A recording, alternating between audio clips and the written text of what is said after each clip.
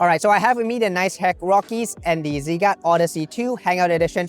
You're gonna see my review in 3 minutes of these in the future. But for now, what we're gonna do is I'm gonna have a bunch of my friends put on a blindfold and we're gonna test which IEM is better. So this is not bad. It's punchy, smooth treble. Honestly, it's not bad. The bass is a bit poofy, not very dynamic, and you can tell the resolution is a bit low. But the timbre sounds good. I'm listening to kind of like a violin, modern violin music right now. So there's sub bass, there's drums. Yeah, this is not bad. I mean, if I took a guess as to how much this is, I'd probably say maybe $250 US, around that range. Okay, so this is the second unit. I immediately can tell that these are obviously metal shells because they're cold to the touch here.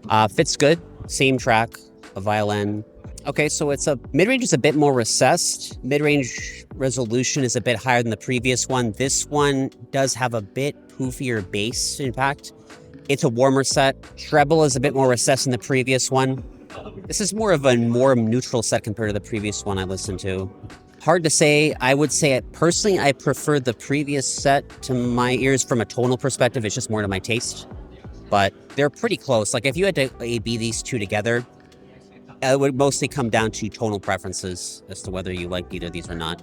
But this is still not bad. I'm gonna say if I took a price point to this, probably in the same ballpark. They're probably competitors, maybe 250, 300 USD, maybe cheaper. So this is the first IEM I'm hearing. The first thing that stood out is the mid-range.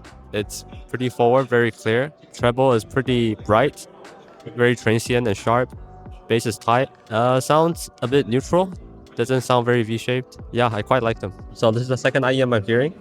Compared to the first one, the bass is a lot more boomier, more present, and the mid isn't as forward. Same with the treble, it's less bright, and just overall less technical. Personally, I like the first set better just because it's more technical, more neutral, and a bit more vocal forward. Okay, so first blindfold test. Immediate impressions are that it's kind of very smooth and warm around, but it doesn't sound congested. Definitely a very nice, easy listen. Works well with a lot of genres. My playlist got a bunch of different. We have a bit of J-pop, a little bit of rap, and a little bit of classic rock. It all goes well together with it.